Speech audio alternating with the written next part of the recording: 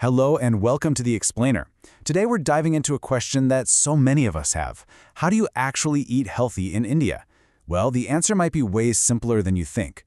We're going to break down the official guide to see what a balanced Indian meal is supposed to look like. I mean, you see so much conflicting advice out there, right? So what does a genuinely healthy Indian diet look like? We can just forget all the fads for a minute because we are going straight to the scientific source for the real answer. But first, to really get why this guide is so important, we have to understand the problem it's trying to solve. You see, India is facing this very unique situation that experts call a nutrition paradox, and it's pretty serious. So, on one side of this paradox, you've got this number, 24%. Now, according to the latest national survey, that's how many Indian women are now considered overweight or obese. Just think about that for a second. That's nearly 1 in every 4 women. Okay, but here's where the paradox really kicks in. While obesity is on the rise, you also have this number, 18.7%. That's the percentage of women suffering from undernutrition at the exact same time. This isn't some problem from the past. It's a crisis that's happening right now. And this is what's known as the double burden. On one hand, there's this huge epidemic of lifestyle diseases. Diabetes, heart conditions. But on the other hand, you've got this persistent, widespread problem of undernutrition. It's like the country is fighting two completely opposite battles at once. So, with a problem that complicated, where do you even start to look for a solution? Well, thankfully, the experts have put together an official, evidence-based answer for all of us. And that answer comes straight from the Dietary Guidelines for Indians, which is published by the ICMR National Institute of Nutrition. This is literally the country's top authority on nutrition research, so you know this information is the real deal. And here it is. This is their elegant solution, and it's called My Plate for the Day. It's designed to be a super simple visual guide that anybody can use to build a healthy meal, cutting through all that noise and confusion. This one image is basically our roadmap for the rest of this explainer. Okay, so how do we actually use this thing? Let's break it down piece by piece so you know exactly how to build a healthy meal for yourself. Before we get into all the details, it really just boils down to a simple rule of thumb. Picture your plate like this. Half of it, a full 50%, should be vegetables and fruits. The other half gets split right down the middle between cereals for energy and proteins for strength. Just remember that ratio, 50, 25, 25. All right, let's start with that biggest chunk. The guidelines say to fill half your plate with vegetables and fruits.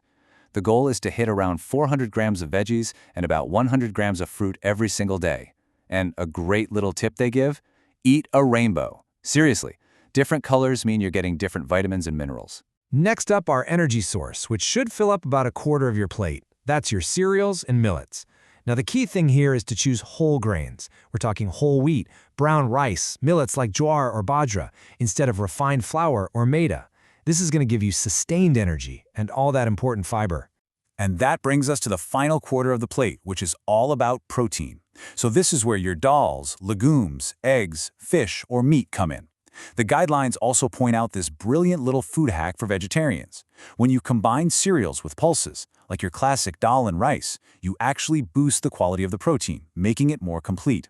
And finally, to really round out the plate, there are a few crucial additions we can't forget. We're talking about 300 milliliters of milk or curd for that essential calcium, plus small amounts of healthy fats from things like nuts, seeds, and oils. These are absolutely vital for your overall health, just, in moderation. But look, a healthy lifestyle isn't just about what's on your plate. It's also about your habits. There are a few key things you can do that make all the difference in the world. The guidelines really focus on 3 powerful habits to go along with this way of eating.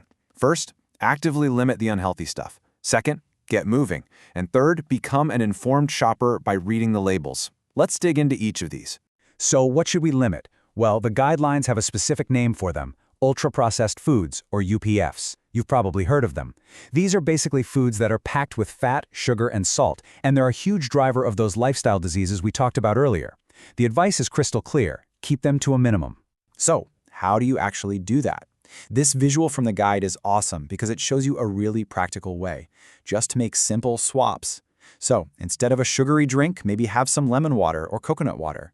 Instead of deep-fried snacks, grab a handful of nuts and seeds. These are small changes, but they have a huge impact. Next up, movement. Diet and exercise, they go hand in hand, right? The recommendation is really straightforward. Just aim for at least 30 to 45 minutes of activity, like a brisk walk or some yoga, most days of the week. That's kind of the baseline for maintaining good health. And this final habit is all about empowerment. Seriously, reading food labels is your secret weapon. It lets you see right past all the fancy marketing and understand what is actually in your food.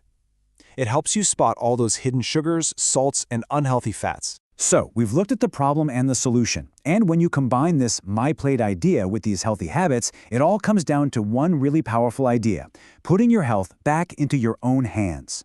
I absolutely love this quote from the Introduction to the Guidelines by Dr. Vinod K. Paul. It really connects our personal, everyday choices to a much, much bigger goal.